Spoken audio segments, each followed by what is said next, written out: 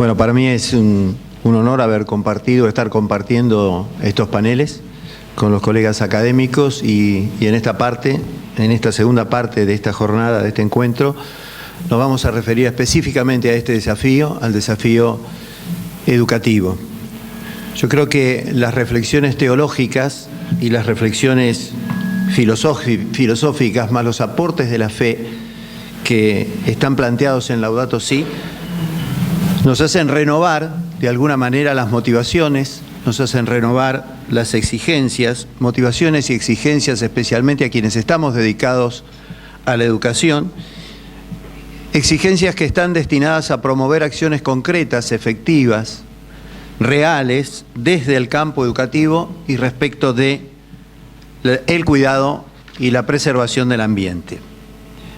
Este tema incluye, o este desafío, que como dijo recién el padre Torrella, es un desafío cultural, es espiritual, digo que implica necesariamente un desafío educativo para generar nuevas convicciones, nuevas actitudes, nuevas formas de vida.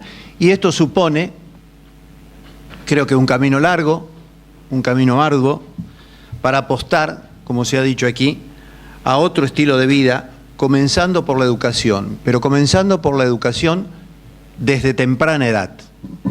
Y si decimos comenzando por la educación desde temprana edad, decimos que, por lo tanto, los ámbitos educativos para llevar adelante este desafío son, en primer lugar, la familia, que es el primer agente educativo y que está destinada a cultivar los primeros hábitos, los de orden, los de higiene, los de cortesía, los del cuidado del ambiente cercano al niño. La escuela, sin duda, la escuela no puede permanecer ajena a esto, los medios de comunicación, las asociaciones, las instituciones vinculadas con el ambiente, pero todos estos ámbitos en un esfuerzo compartido y comprometido, no fragmentado, no aislado, sino todos. La familia, la escuela, los medios de comunicación, las instituciones en conjunto. Y desde ya, como se ha mencionado aquí también, las políticas y las políticas educativas en particular. Ciertamente decíamos que el sistema educativo no puede permanecer ajeno, la escuela no puede permanecer ajena a este desafío, el sistema educativo, digo, en todos los niveles, y el compromiso sería entonces desarrollar y poner en práctica sistemáticamente un programa integral, multidisciplinario y articulado de educación ambiental, que tenga como proyecto y como horizonte el bien común. La ecología humana como concepto es inseparable de la noción del bien común, también fue señalado aquí, más allá del bien común globalizado que se ha mencionado. Pero el bien común implica una nueva forma de pensar, una nueva forma de sentir, que debe traducirse en nuevos hábitos de vida. En la encíclica se reconoce tanto en estudiantes como en jóvenes una sensibilidad ecológica especial, unida a un espíritu generoso por la defensa del ambiente. Y también se menciona, lo acaba de mencionar el padre Torrella, a los educadores, agrego yo, con una adecuada formación docente, inicial, de grado, pero también continua, de posgrado y permanente, creo que los educadores, insisto, estaríamos capacitados para replantear esos itinerarios pedagógicos con una ética ecológica que colabore en la formación integral de la persona, en todas sus dimensiones perfectibles, a través de códigos culturales, a través de códigos de convivencia, que le permitan a ese joven que egresa del sistema educativo poder operar, actuar normal, armónica y equilibradamente en la sociedad para lograr esa ciudadanía ecológica. Por eso primero la persona, ese enfoque antropológico que también se ha mencionado en el panel anterior, para lograr esa ciudadanía ecológica, participativa, responsable, comprometida, si ustedes me permiten también, democrática. En este sentido, en esto de la educación ambiental como un programa articulado integral y de esta sensibilidad de los estudiantes y de los educadores yo podría dar algún testimonio. Desde la gerencia operativa de currículum en la Ciudad de Buenos Aires y en combinación con el programa Escuelas Verdes, con la Fundación Vida Silvestre, con la Fundación de Ambientes y Recursos Naturales y con la participación de una institución en la que también he hecho alguna experiencia, que es Cascos Verdes, hemos publicado documentos, se han desarrollado programas de capacitación permanente, no solo para docentes, sino también para alumnos. Recientemente, el año pasado, hemos publicado con Escuelas Verdes y el Ministerio de Educación de la Ciudad de Buenos Aires, por primera vez, un marco curricular para la educación ambiental y algunos documentos anexos. Recientemente acaba de aparecer, la semana pasada, Educación para el uso racional y eficiente de la energía, junto con otros que habían aparecido anteriormente, de la conservación a la formación para la ciudadanía. De esto puedo dar testimonio por haber participado en cada uno de estos documentos. Escuelas Verdes ha hecho infinidad de documentos, ahí hay algunos simplemente, es un programa también del Ministerio de Educación, Fundación Vida Silvestre también. Aquí se han mencionado muchas organizaciones sensibles a plantear programas, a plantear actividades de capacitación y de perfeccionamiento. Necesarias, creo yo, todavía hay que sistematizarlas más, hay que darles continuidad. He hecho una experiencia también con esta institución que quiero particularmente mucho, que es una asociación civil sin fines de lucro, que trabaja a favor de la inclusión social y laboral de personas con síndrome de Down, Cascos Verdes, y hemos participado en escuelas y están trabajando en la Universidad Austral, en la Universidad Católica Argentina, en la Universidad Católica de Salta, en la Universidad de San Andrés, en la Universidad Torcuato de Itelia, en la Universidad Provincial de Administración Pública, que nos hablan de esa sensibilidad, de esa generosidad y de la posibilidad de plantear, insisto, nuevos itinerarios pedagógicos. Creo que un adecuado programa de educación ambiental dentro del sistema educativo argentino debería contemplar estos tres aspectos. Un programa transversal, un programa multidisciplinario, decíamos, articulado, que abarque todo el sistema educativo y que comprenda el conocimiento y la comprensión de los conceptos científicos y ambientales vinculados con la ecología, pero que también apunte al desarrollo de valores y de actitudes, con estrategias, procedimientos, técnicas, recursos y actividades que permitan apropiarnos, que se apropien, todos también, nosotros, los vinculados con el quehacer educativo, de esos conocimientos y esos conceptos científicos ambientales, y al mismo tiempo desarrollar esas actitudes vinculadas con el quehacer educativo, con el quehacer científico, en este caso con el quehacer ambiental. En el capítulo 6, Francisco nos habla y define la educación ambiental en toda su amplitud. Y la define en toda su amplitud con la finalidad precisamente de iluminar a los educadores, a los que nos desempeñamos en la tarea educativa, desde la escuela, para que desarrollemos esta acción. En cierto modo, recrea, actualiza y enriquece algunos conceptos que no fueron tenidos en cuenta en su momento.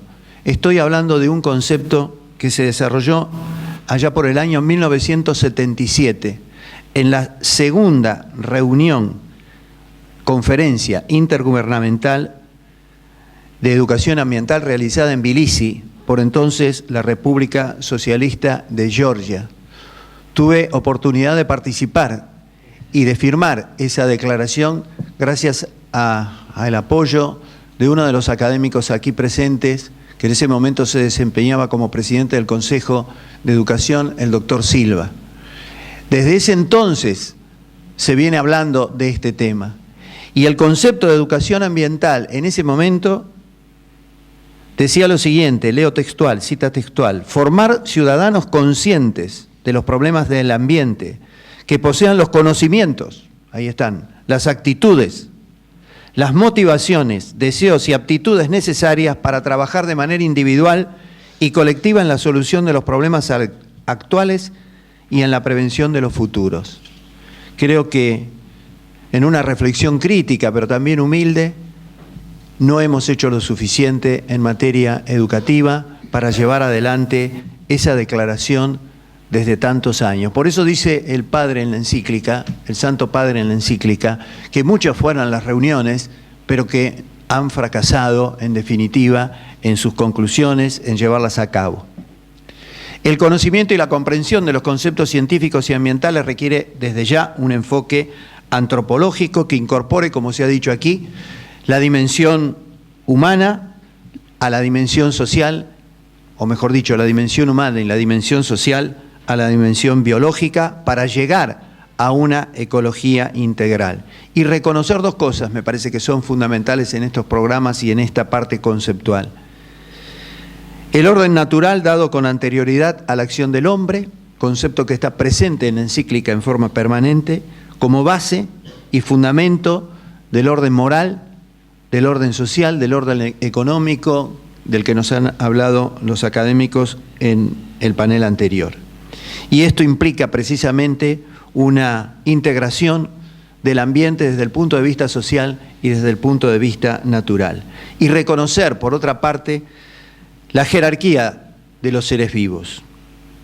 Y reconocer la criatura humana, si nos permite el doctor Barcia, por ser inteligente, como responsable, custodio, ¿verdad?, protector del ambiente y de ese orden natural. Creo que desde la educación podemos hacer mucho. En el capítulo 1, en el capítulo primero, el Santo Padre en la encíclica nos sugiere, yo diría, un menú de cuestiones y de temas que bien podrían conformar un plan de contenidos conceptuales.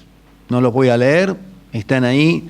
Todas estas presentaciones van a estar en el sitio de la Academia. Pero realmente en ese capítulo primero, lo que está pasando en nuestra casa, que ya fue mencionado aquí, prácticamente nos sugiere un listado de temas para ser tratado, insisto, desde temprana edad, desde el campo de la educación formal, desde la educación sistemática.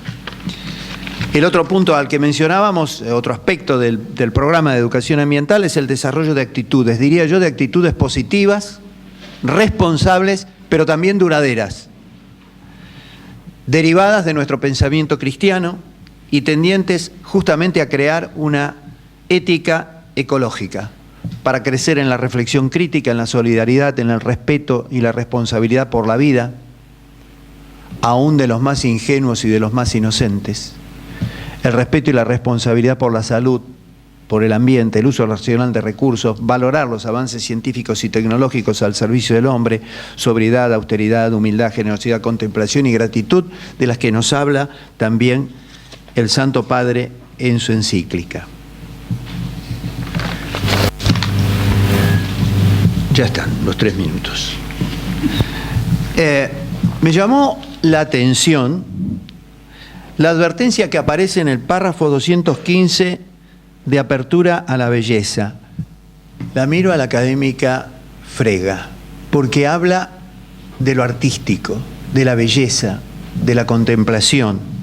No debe descuidarse en los contenidos, dice la encíclica, dice el Santo Padre, no debe descuidarse la relación que hay entre una adecuada educación estética y la preservación del ambiente sano. Prestar atención a la belleza, percibir y valorar lo bello, nos ayudará a salir del pragmatismo utilitarista. En definitiva, la actitud básica de autotrascendernos, rompiendo la conciencia aislada, individualista y de autorreferencialidad que también se ha mencionado aquí. De modo que se trata de actitudes generales desde nuestra convicción cristiana, desde la espiritualidad ecológica, que harán posible esa conversión educativa. Finalmente, las estrategias, los procedimientos, las técnicas, los recursos y las actividades están planteados en la encíclica a través de las diversas vías de acceso al conocimiento. Y quiero finalizar, creo que por lo menos en el ámbito de la educación formal y ante la diversidad de opiniones, la falta todavía de la necesaria cultura para enfrentar los problemas ambientales, digo, y cierta debilidad también en las reacciones políticas, y por lo que agregaba el académico Tacchini en el sistema de las normativas, digo, que habría que, o mejor dicho, que se está habilitando a través de esta encíclica un renovado espacio de diálogo, pero también de acción para la búsqueda de respuestas que sean, insisto, concretas, efectivas, reales, pero integrales, que incluyan al ámbito educativo. Y la cita que tomé de la carta encíclica para cerrar esta presentación dice así: la educación será ineficaz y sus esfuerzos serán estériles si no procura también difundir un nuevo paradigma acerca del ser humano, la vida, la sociedad y la relación con la naturaleza. Muchas gracias. La encíclica papal renueva un persistente llamado de la Iglesia, lo cito, a ser los instrumentos del Padre Dios para que nuestro planeta sea lo que Él soñó al crearlo y responda a su proyecto de paz, belleza y plenitud. Con ese nivel de firmeza, introduce su santidad una visión integradora de la crisis ecológica, fundada en la convicción de que en el mundo todo está conectado. Su perspectiva se concreta en un abordaje multirrelacional. De ese modo, el documento vincula el devenir de los pobres con la fragilidad del planeta, la economía con el progreso, el sentido del desarrollo con la ecología cultural y social, la política internacional y el accionar local, la cultura del descarte y la trascendencia intergeneracional, la libertad y la responsabilidad individual y colectiva. La dimensión de análisis que trataré atraviesa esas relaciones.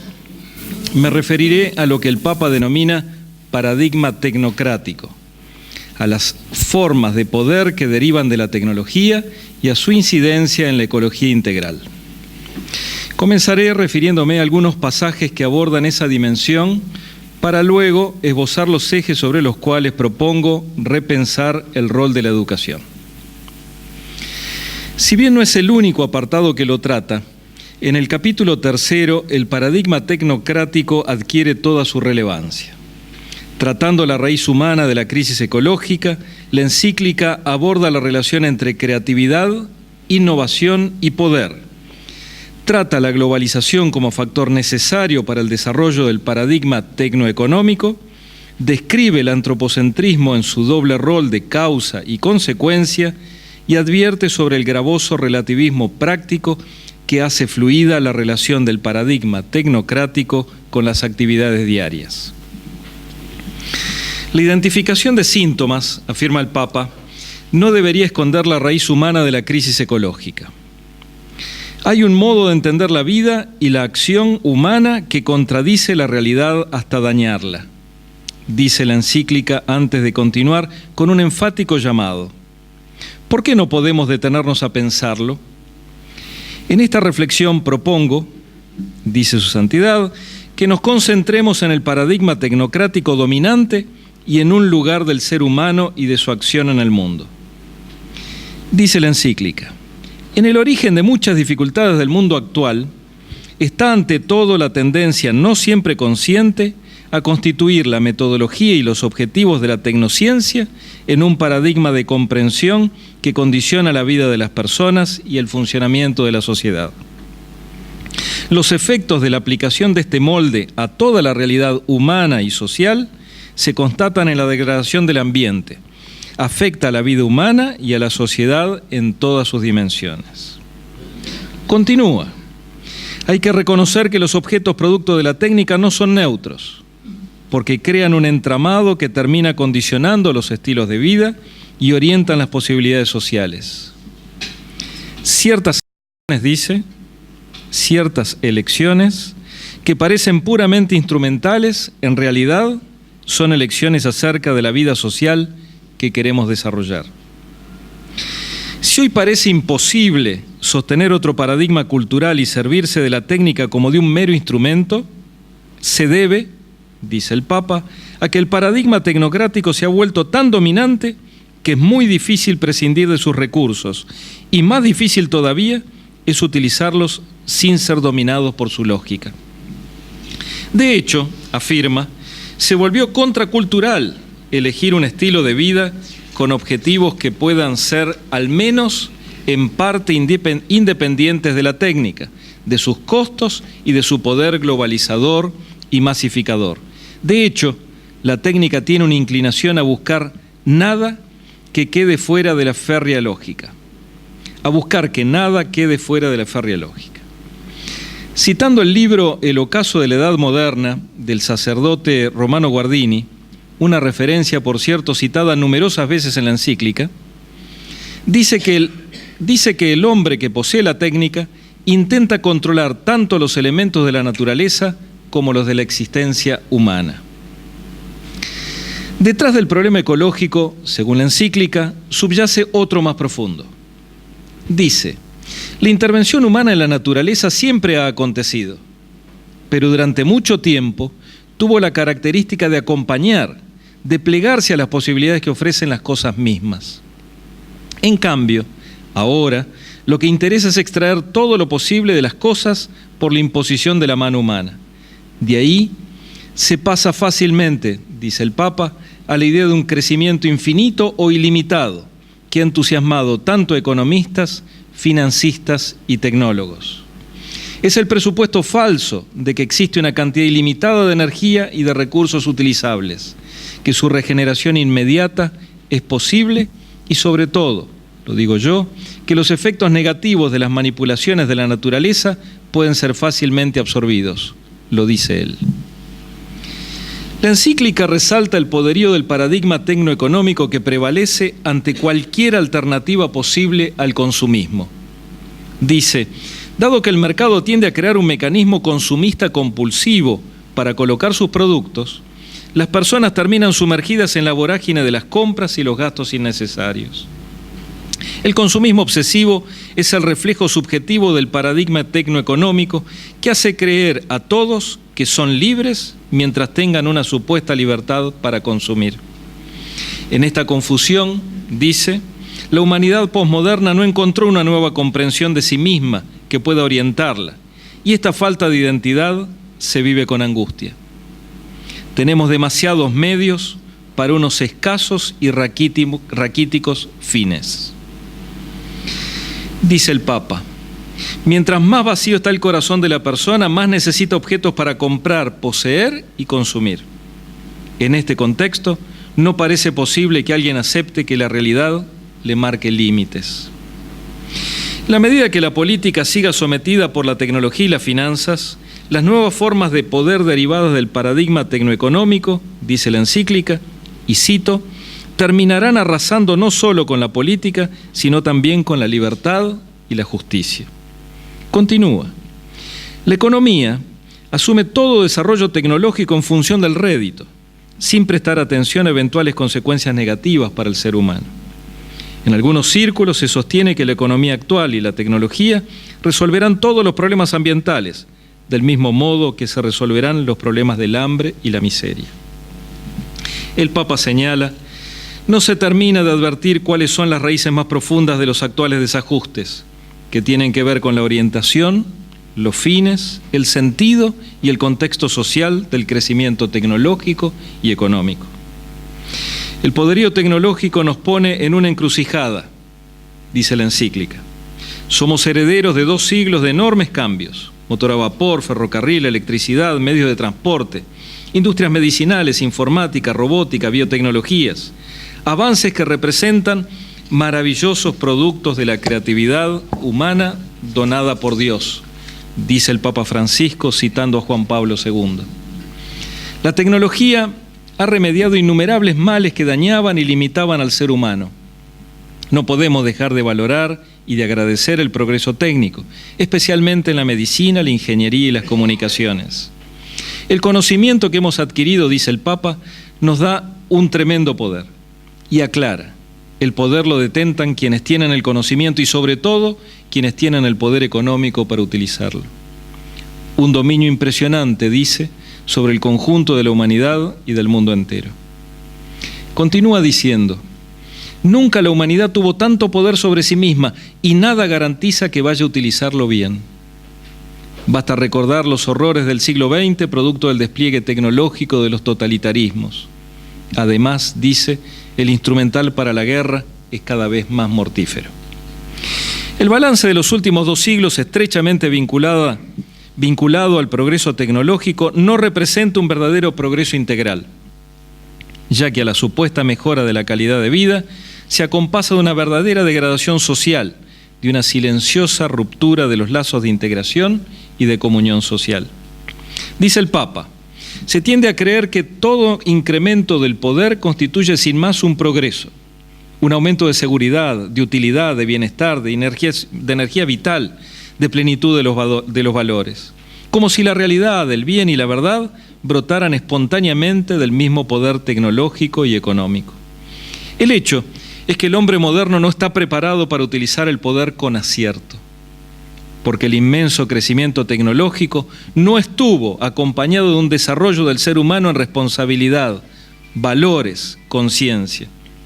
Es posible que hoy la humanidad no advierta la seriedad de los desafíos que se presentan, y la posibilidad de que el hombre utilice mal el poder crece constantemente cuando no está sometido a norma alguna reguladora de la libertad. Que la tecnociencia produzca cosas realmente valiosas para mejorar la calidad de vida del ser humano es un problema de orientación. Lo es también que pueda producir lo bello y desplazar el ser humano inmerso en el mundo material al ámbito de la belleza. Habla mucho de los medios digitales y del mundo digital. No entraré en el detalle porque suelo abordarlo constantemente y me parece que es un texto extraordinario que vale la pena leerlo en su integralidad. Concluyo esta parte citando el Papa nuevamente. Dice, el ser humano no es plenamente autónomo, está desnudo y expuesto frente a su propio poder, que sigue creciendo, sin tener elementos para controlarlo. Puede disponer de mecanismos superficiales, pero podemos sostener que le falta una ética sólida, una cultura y una espiritualidad que realmente lo limiten y lo contengan en una lúcida abnegación. Fin de la cita.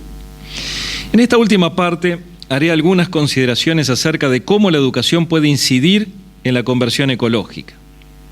En términos generales, en todos sus niveles, el sistema educativo debe promover el entendimiento de lo que sucede cuando introducimos tecnología en los problemas de origen cultural o social y en nuestra relación con la naturaleza. En términos más específicos, debe abocarse a desmontar los mecanismos intelectuales, discursivos y pragmáticos del determinismo tecnológico y del relativismo práctico que busca el ingenuo goce. La lógica técnica, que ha invadido nuestra forma de interpretar los problemas presentes y la visión del futuro, presume de un progreso ineluctable y un desarrollo lineal y universal, condicionados solo por su propio cálculo de eficiencia. Esta lógica no se limita a la industria y a sus procesos, transforma la vida en sociedad.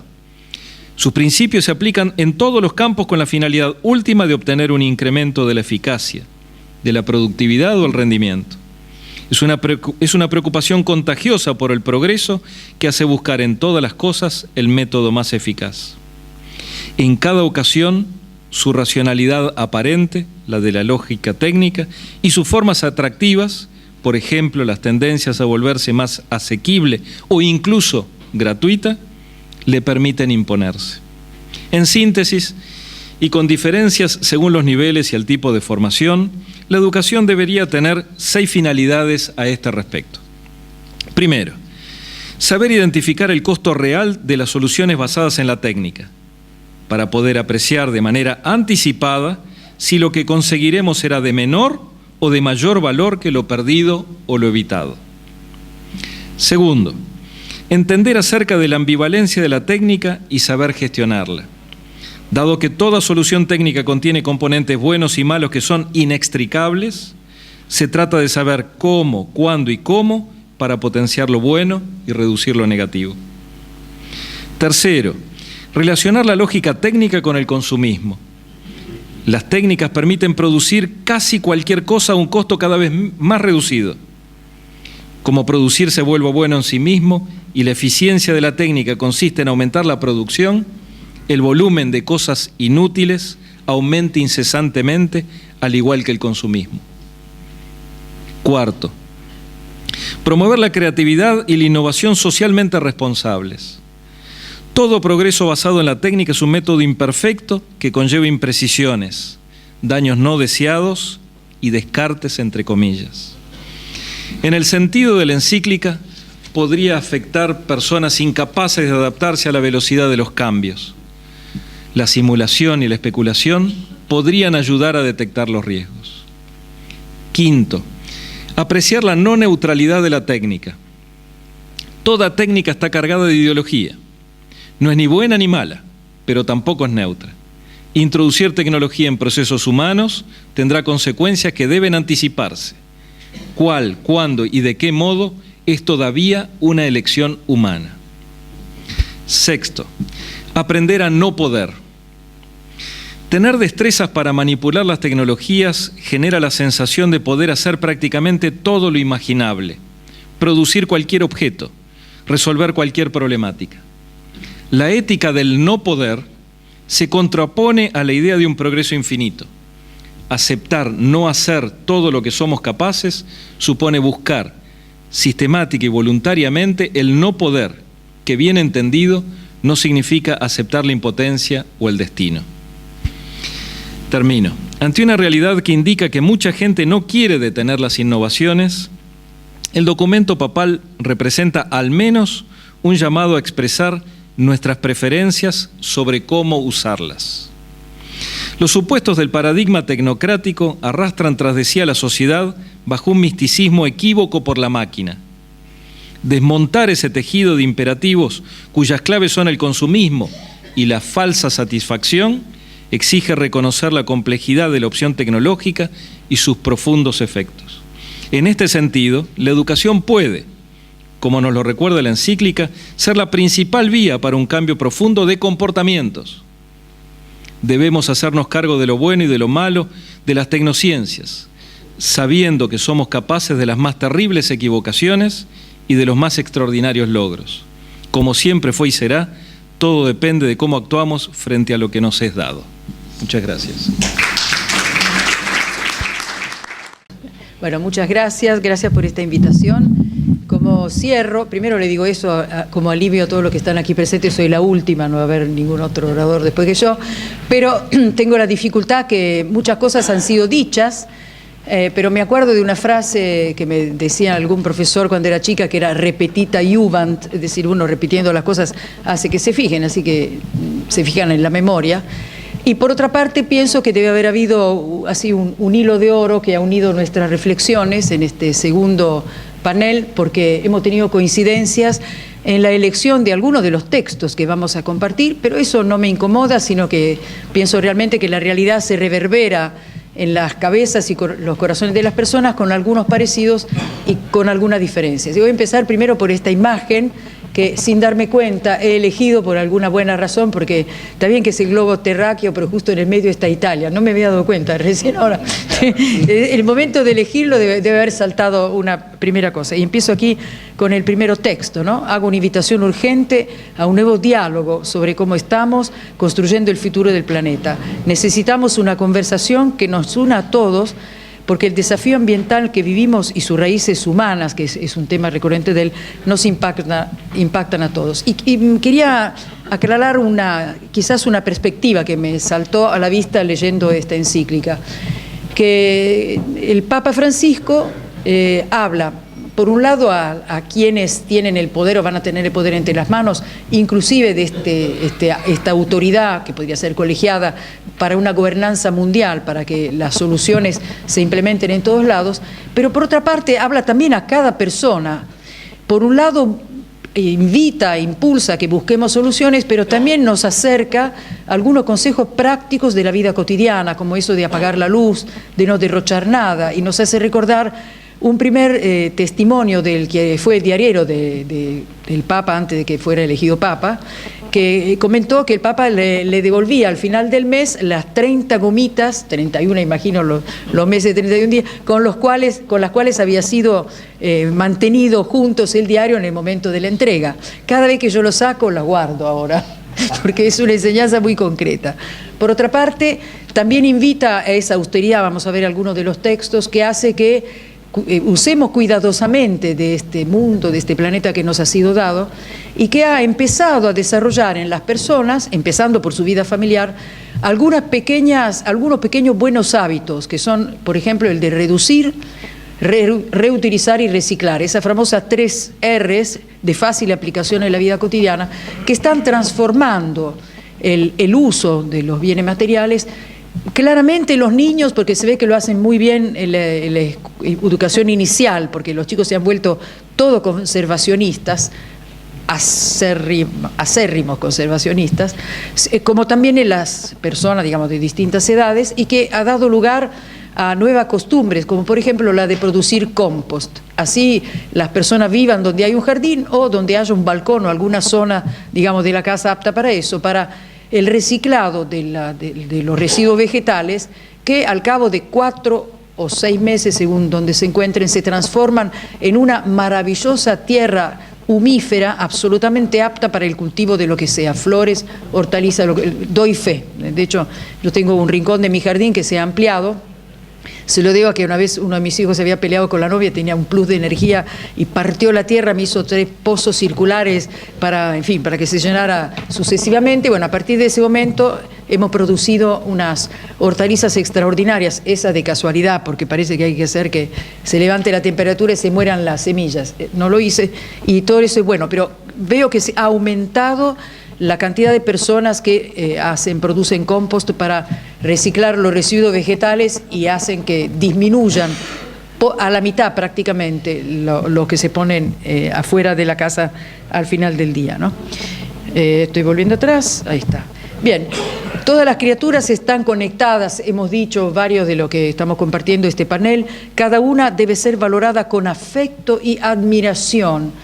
Y todos los seres, bueno, ahí se me pateó una S, nos necesitamos unos a otros. Esto es realmente franciscano. El doctor Barcia empezó recitando el Cántico de las Criaturas, donde lo específico de San Francisco, además de inaugurar la poesía en lengua vulgar, es decir, en el italiano, en su fase inicial, también inaugura una manera diferente de ponerse frente a las criaturas, sean ellas animales o sean ellas inclusive astros del cielo, que es con esta forma de admiración. No puede haber una educación ambiental si no recuperamos la admiración por la naturaleza que nos rodea. Argentina en ese sentido está bendecida por muchos espacios todavía vírgenes y si media una buena educación van a ser entregados a las siguientes generaciones no contaminados. Hay que cuidarlo especialmente. Solo la admiración impulsa, da una actitud más enérgica para combatir lo que podrían ser los vicios de un consumismo desmedido.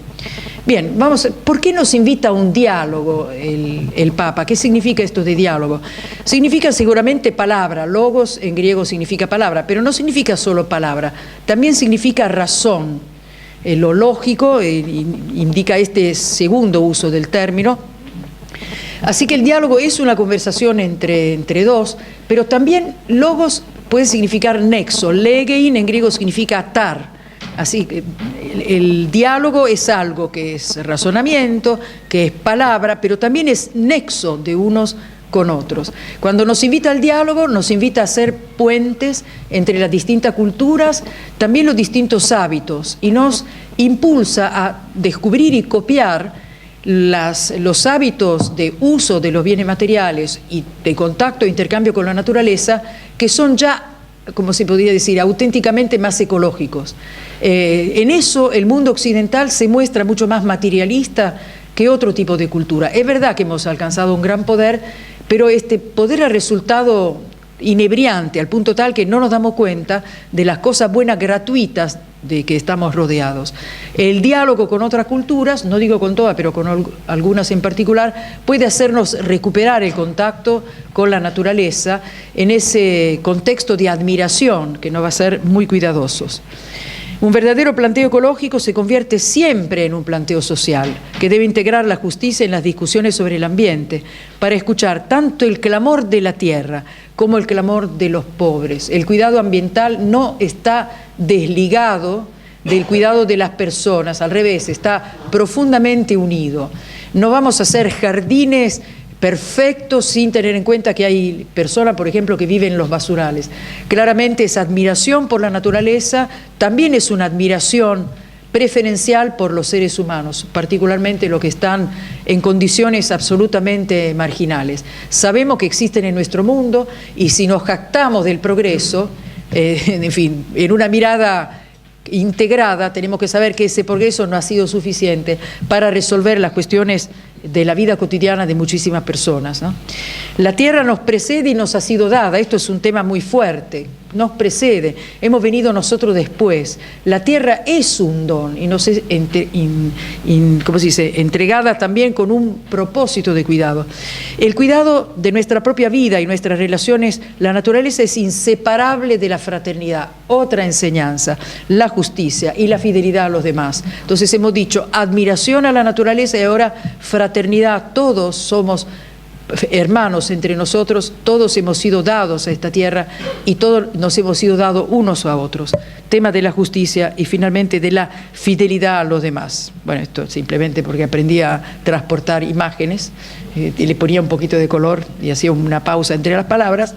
El universo no surgió como resultado de una omnipotencia arbitraria. Esto sí es ya un planteo filosófico, así que Francisco nos habla de la vida cotidiana, le recuerda a los poderosos quizás lo que tienen que hacer, tiene cuenta de lo que está sucediendo, pero también muestra detrás de esta descripción de lo que sucede una línea de conocimiento, podríamos decir, de noción filosófica que nos pone frente a lo que nosotros llamamos la creación, no el efecto de un caos que puede ser arbitrario, que podría inflar nuestro poderío, sino la vivencia de que vivimos como criaturas entre criaturas en lo que podría ser un plan maestro. Como somos inteligentes, nuestro cometido es comprender ese plan maestro y ser fiel a él, como hemos dicho antes, fiel con los hermanos, ¿no? Entonces, una manifestación de esfuerzo, el deseo de autoafirmación. La creación es del orden del amor. Y el orden del amor significa todo lo que hace ser a cada uno intensamente. El amor significa siempre una experiencia del valor del otro y esto cambia por completo las relaciones de poder entre nosotros. Y ahí vienen dos palabras claves. Gratitud, que es lo que uno experimenta frente al don, y también gratuidad, entender que hay una dimensión humana, quizás la más excelsa, que hace que nos intercambiemos los bienes, probablemente los más importantes, sin que esto signifique una transacción económica. Recuperar la gratuidad significa probablemente para el ser humano volver a esa dimensión más profundamente humana de la producción de bienes, el intercambio de bienes por el bien de cada uno. Existe toda una teoría que se llama economía del don y yo creo que esta encíclica está impregnada de esos, por lo menos de esos principios que nos darían pie para un desarrollo. Un reconocimiento del mundo como un don recibido del amor del Padre y que provoca como consecuencia actitudes gratuitas de renuncia y gestos generosos, aunque nadie los vea o los reconozca. Renuncia a quererlo todo, renuncia a gastarlo todo, a consumirlo todo. Gestos generosos, hacer que otros accedan a los bienes, que otros se vean beneficiados porque somos hermanos. Gratitud y gratuidad podrían ser realmente dos términos que iluminen la actitud de las personas en la tierra. Finalmente, esto ha sido dicho, lo diré rápido, el aprovechamiento, la idea del aprovechamiento versus el cuidado, realmente se confrontan dos filosofías de vida. El aprovechamiento es mirar a la naturaleza como si fuera una cantera de la cual uno extrae. El cuidado, en cambio, es el uso delicado, el uso que quiere preservar los bienes también para los demás. El paradigma tecnocrático, del cual han hablado anteriormente, la naturaleza se ve como material informe, apto para ser manipulado. Soy yo que le doy la forma. Y ahí hay un antropocentrismo desviado que hace que el ser humano pretenda tener un poder sin límites. Curiosamente, ese poder no lo ejerce contra la naturaleza solamente, sino también contra los otros seres humanos. Y esta actitud genera choques insuperables. Biocentrismo sería otra alternativa, que es el determinismo físico sin responsabilidad, que hace ver que si somos seres vivientes dentro de lo demás, no tenemos que modificar nada a lo nuestro, porque se va a modificar simplemente por una juxtaposición de poderes, ¿no? Y eso, hablando de una especie de destino, hace que no podamos modificar nada de lo que estamos haciendo. Finalmente, la cuarta alternativa es la visión de la naturaleza y nuestra situación en ella como de una creación, don gratuito de una naturaleza llena de potencialidades para desarrollar, de la cual nosotros también formamos parte, porque nosotros también somos naturaleza, no nos oponemos a ella. Estos serían los 4 modos de aproximación al problema ecológico. Serían las 4 filosofías que subyacen esta manera de verlos. Finalmente, una parte que tiene más que ver con lo que voy a ser los contenidos de la educación, de una educación formal o sistematizada, ¿no? Una cultura, lo que se corrompe y ya no se reconoce ninguna verdad objetiva o unos principios universalmente válidos. Las leyes solo se entenderán como imposiciones arbitrarias y obstáculos a evitar. La verdad, contrariamente a como dicen algunos filósofos postmodernos, no es violenta, sino que al contrario, es la base por la cual podríamos derretir las formas violentas de relacionarnos unos a otros. Porque la verdad es lo que podemos compartir, nunca es un arma contundente de unos contra otros, sino que es al revés, es ese espacio común en el cual puede haber acuerdo, que es la cercanía de los corazones. Bien, y ahora un tema central, se lo dedico yo también a Ana Lucía: bien, verdad y belleza, estos tres trascendentales que son guía de la educación, de una educación verdaderamente humana. Prestar atención a la belleza y amarla nos ayuda a salir del pragmatismo utilitarista. Cuando alguien no aprende a detenerse para percibir y valorar lo bello, no es extraño que todo se convierta para él en objeto de uso y abuso inescrupuloso. Este texto es extraordinario porque en el fondo nos devuelve también la atención al momento presente. La utilización está siempre es instrumental para otro fin. En cambio, el aprecio de la belleza es una mirada intensa vuelta a lo que nos rodea ahora, sin que tenga ningún otro propósito, ninguna otra finalidad. Yo soy observadora de pájaros y les aseguro que el que desarrolla esa pasión se va a dar cuenta que cuando aparece algún pájaro, no importa que sea extraordinario o lleno de colores, lo que se desata dentro de uno es el aprecio intenso de esa presencia movediza, colorida y etérea. Eso significa poder ver la belleza en ese momento. Mientras más vacío esté el corazón, esto lo ha citado Roberto también, de la persona, más necesita objeto para comprar, poseer y consumir. Con lo cual, el gran antídoto contra un consumismo desenfrenado es volver a este aprecio de cuánto hay de belleza, bondad y bien alrededor nuestro. La cultura del cuidado, ya estoy terminando, siempre es posible volver a desarrollar la capacidad de salir de sí hacia el otro. Esto es central, una cultura diferente. El consumismo en el fondo parte de una ficción individualista, del hombre que dispone del mundo, pero no de los hombres hermanos y conectados entre sí. Sin ella no se reconoce a las demás criaturas en su propio valor. No interesa cuidar algo para los demás. No hay capacidad de ponerse límites para evitar el sufrimiento y el deterioro de lo que nos rodea. La actitud básica de autotrascenderse, rompiendo la conciencia aislada y la autorreferencialidad, es la raíz que hace posible todo cuidado de los demás o del medio ambiente. Entonces, evidentemente, esto es un llamado a salir de nosotros. La belleza, la verdad y el bien son también un camino válido para que uno salga de sí mismo y vea lo que hay alrededor. Y la culminación de esta reflexión es una oración que yo creo que podemos compartir no solamente los explícitamente creyentes, sino todas las personas interesadas en el valor extraordinario que tiene este mundo que nos rodea, porque la religiosidad es una característica propia del ser humano y significa esa capacidad y esa necesidad de sentir el nexo con todo lo que nos rodea y de captar su profundo sentido. Como me pasé del tiempo, ¿la puedo leer? Sí. ¿Estás de acuerdo? Sí. Dios omnipotente que estás presente en todo el universo y en la más pequeña de tus criaturas. Tú que rodeas con tu ternura todo lo que existe, derrama en nosotros la fuerza de tu amor para que cuidemos la vida y la belleza. Inúndanos de paz, para que vivamos como hermanos y hermanas sin dañar a nadie. Dios de los pobres, ayúdanos a rescatar a los abandonados de esta tierra que tanto valen a tus ojos. Sana nuestra vida para que seamos protectores del mundo y no depredadores, para que sembremos hermosura y no contaminación y destrucción. Toca los corazones de los que buscan solo beneficios a costa de los pobres y de la tierra. Enséñanos a descubrir el valor de cada cosa, a contemplar admirados, a reconocer que estamos profundamente unidos a todas las criaturas en nuestro camino hacia tu luz infinita. Gracias porque estás con nosotros todos los días. Aliéntanos, por favor, en nuestra lucha por la justicia, el amor, creo que decía en la paz, pero no, y la paz.